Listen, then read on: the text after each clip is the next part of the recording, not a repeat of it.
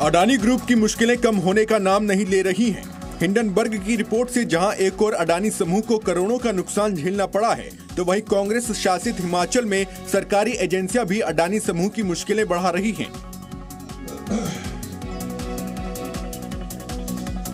आज हिमाचल प्रदेश में अडानी समूह के गोदाम पर एक्साइज एवं टैक्सेशन विभाग ने अडानी विल्मर ग्रुप के स्टोर पर छापेमारी की है।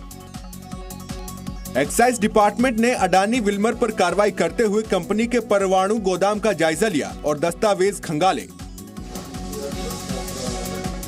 हिमाचल प्रदेश में चल रहे सीमेंट विवाद के बीच ये रेड हुई है और माना जा रहा है कि टैक्स भुगतान को लेकर अडानी विल्मर समूह पर शक की सुई अटक रही है। ऐसे में संभव है कि हिमाचल में अडानी समूह को सरकारी एजेंसियों की जांच का सामना करना पड़े। हिमाचल प्रदेश में अडानी ग्रुप की 7 कंपनियां काम कर रही हैं।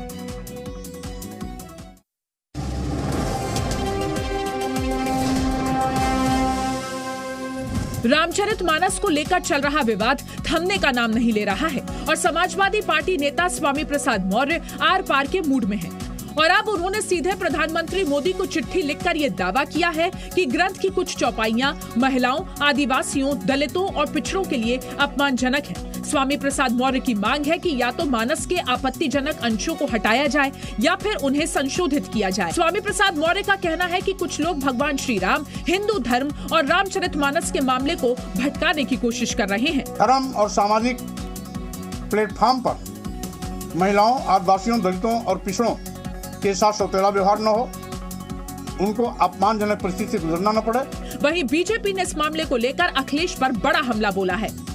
स्वामी प्रसाद जी की कोई हैसियत नहीं कि कोई भी बयान दे या कोई पत्र लिखे। ये सब कुछ अगर कोई कर रहा है तो श्री अखिलेश यादव जी और सैफई परिवार कर रहा है।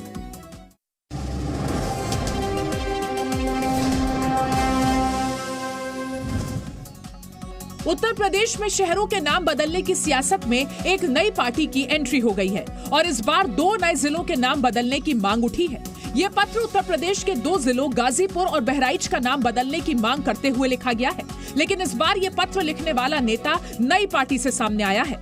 यूपी में नाम बदलने की सियासत में एसबीएसपी यानी सोहेल देव भारतीय समाज पार्टी ने एंट्री मारी है। एसबीएसपी के अध्यक्ष ओम प्रकाश राजभर ने बहराइच और गाजीपुर जिले का नाम बदलने की मांग की है। उन्होंने इस संबंध में मुख्यमंत्री योगी आदित्यनाथ को पत्र भी लिखा है। उन्होंने बहराइच का नाम महाराज सोहेल देव राजभर नगर जबकि गाजीपुर का नाम महर्षि विश्वामित्र नगर करने का सुझाव भी दिया है। अपनी मांगों को लेकर राजभर ने ट्वीट करते हुए लिखा कि जो लोग अपना इतिहास भूल जाते हैं वो कभी इतिहास नहीं बना पाते हैं। अपने इतिहास को बचाने की हमारी जिम्मेदारी है, इसलिए दोनों जिलों का नाम बदला जाना चाहिए ताकि आने वाली पीढ़ियां हमारे पूर्वजों के बारे में जान सकें।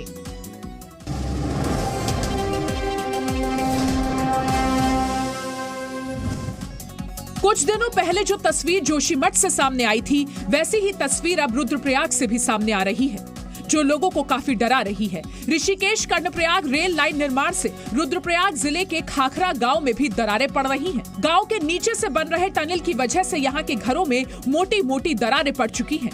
ग्रामीण अपनी समस्याओं को लेकर कई बार रेल लाइन निर्माण का काम कर रही एजेंसी से मिल चुके हैं, लेकिन ग्रामीणों को न तो मुआवजा मिल पाया है और न ही कोई अन्य कार्रवाई हो पाई है। आज एक भी समस्या का समाधान नहीं हुआ। घर में दरारें पड़ चुकी हैं, घर जर्जर हालत में है। धूल प्रदूषण से बच्चे बीमार हो रहे हैं, वृद्ध लोग बीमार हो रहे हैं, लेकिन कहीं कोई सुविधा नहीं है। निर्माण एजेंसी के रवैये से लोग गुस्से में हैं। करीब 2 दर्जन परिवारों का भविष्य अंधकार में है। साथ ही निर्माण की वजह से फैल रही गंदगी से ग्रामीण बीमार पड़ रहे हैं। ग्रामीण अब निर्माण एजेंसी और प्रशासन के खिलाफ धरना देने की तैयारी कर रहे हैं।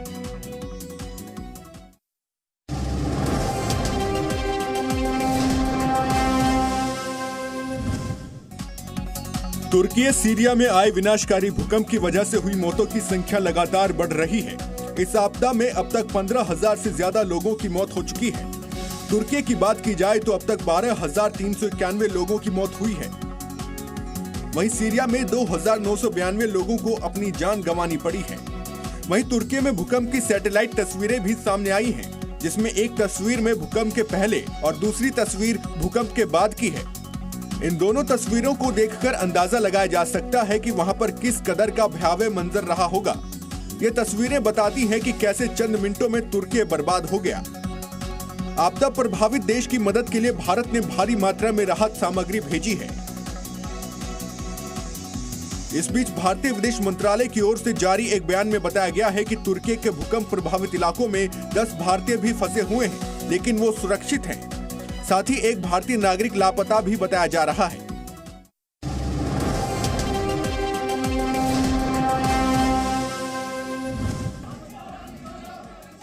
गाजियाबाद जिला कोर्ट परिसर में एक तेंदुआ अचानक से पहुंच गया। हालांकि तेंदुआ किसी तारीख पर नहीं पहुंचा था, ना ही तेंदुए पर कोई केस ही था, लेकिन जंगल के इस तेज तर्रार जानवर को लोगों की भीड़ भी शायद जंगल जैसी ही लगी, इसलिए जंगल से भटककर कोर्ट परिसर में पहुंच गया। गाजियाबाद जिला न्यायालय में तेंदुए की एंट्री बुधवार को दोपहर करीब 4 बजे हुई। फिर क्या था, सामने आदमखोर को देखकर कोर्ट में अफरा तफरी तो मचनी ही थी।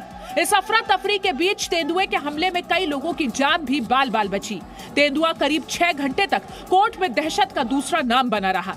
इस दौरान तेंदुए के हमले में वकील और सिपाही समेत 10 लोगों के घायल होने की भी खबर है। तेंदुए की खबर मिलते ही प्रशासन की टीम मौके पर पहुंची और उसे काबू में लाने की कोशिश की गई। कड़ी मशक्कत के बाद तेंदुए को बेहोश किया गया और फिर उसे पिंजरे में रखकर कोर्ट परिसर से बाहर ले जाया गया। तेंदुए के रेस्क्यू के बाद लोगों ने राहत की सांस ली।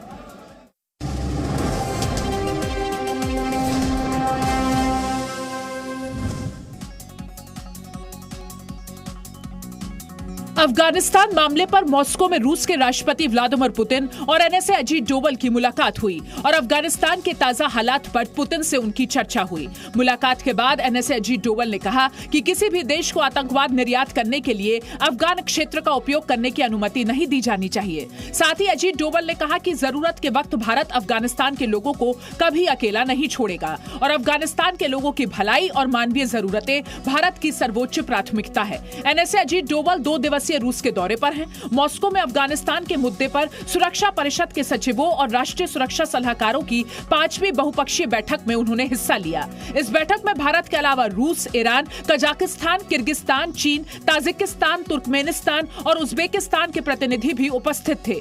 बैठक में सुरक्षा की स्थिति और मानवीय चुनौतियों समेत अफगानिस्तान से जुड़े विभिन्न मुद्दों पर चर्चा हुई।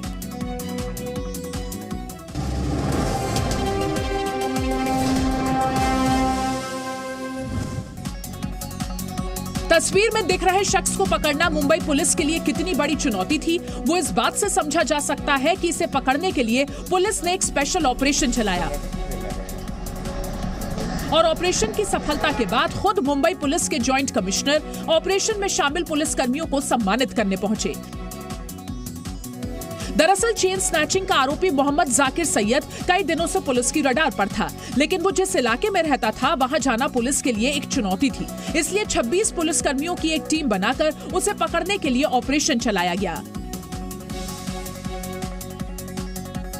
मुंबई के पास कल्याण के ईरानी बस्ती का नाम आतंक का पर्याय है। यहाँ अपराधी शरण लेते हैं और उन्हें पकड़ने जाने वाले पुलिस कर्मियों पर लोग पथराव करना शुरू कर देते हैं। ऐसे में पुलिस ने पथराव के बीच इस बार कुख्यात लुटेरे को धर दबोचा और इसे एक बड़ी उपलब्धि माना जा रहा है।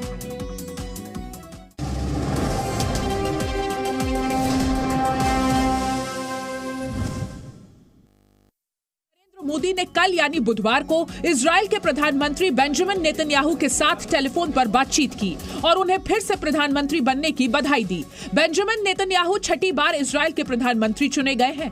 प्रधानमंत्री मोदी ने फोन पर भारत इजराइल के संबंधों को मजबूत करने और रक्षा सहयोग को और मजबूत करने पर चर्चा की, जिसकी जानकारी खुद पीएम मोदी ने ट्वीट कर दी।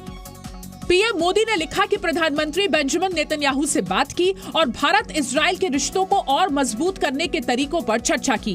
प्रधानमंत्री मोदी ने बातचीत के दौरान इजराइल के पीएम नेतन्याहू को भारत आने का भी न्योता दिया। पिछले 1 महीने के अंदर प्रधानमंत्री मोदी और इजराइल के प्रधानमंत्री बेंजामिन नेतन्याहू के बीच ये दूसरी बार फोन पर बात हुई है। इससे पहले 11 जनवरी को दोनों देश के प्रधानमंत्री विभिन्न मुद्दों पर आपस में चर्चा कर चुके हैं। 73 वर्षीय बेंजामिन नेतन्याहू ने पिछले साल 29 दिसंबर को 6ठी बार प्रधानमंत्री पद की शपथ ली थी।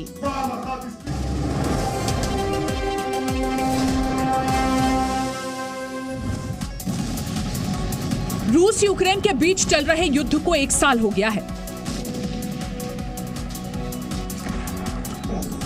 न रूस झुकने को तैयार है और न यूक्रेन हार मानने के लिए तैयार है।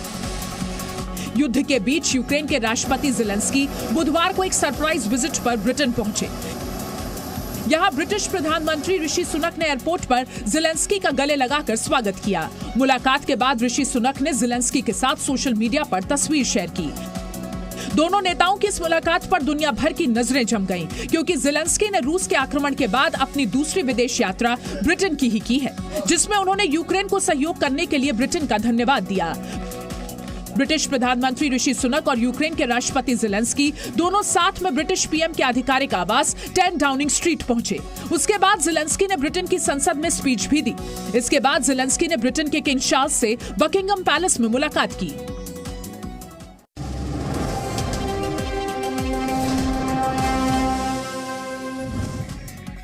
दिल्ली की उत्तरी बाहरी जिला पुलिस ने राजस्थान के जयपुर से नौकरी देने के नाम पर ठगी करने वाले 2 आरोपियों को गिरफ्तार करने में सफलता हासिल की है। आरोपी जिगोलो ऐप का काम करने के बदले पैसे देने के बहाने युवाओं के साथ ठगी करते थे। दरअसल पुलिस को एक शिकायत मिली, जिसमें शिकायतकर्ता ने बताया कि उसने कुछ दिनों पहले एक ऑनलाइन वेबसाइट पर रजिस्ट्रेशन किया। उसके बाद उससे काम दिलाने के बदले 40,000 रुपए लिए गए, लेकिन जब उसे एहसास हुआ कि उसके साथ धोखाधड़ी हुई है तो उसने वापस अपने पैसे मांगे, तो आरोपियों ने पैसे देने से इनकार कर दिया, जिसके बाद पीड़ित ने पुलिस से शिकायत की। पुलिस ने जब जांच शुरू की तो उन्हें पता चला कि आरोपियों ने अब तक 4000 से ज्यादा लोगों को शिकार बनाया है और करोड़ों की ठगी कर चुके हैं।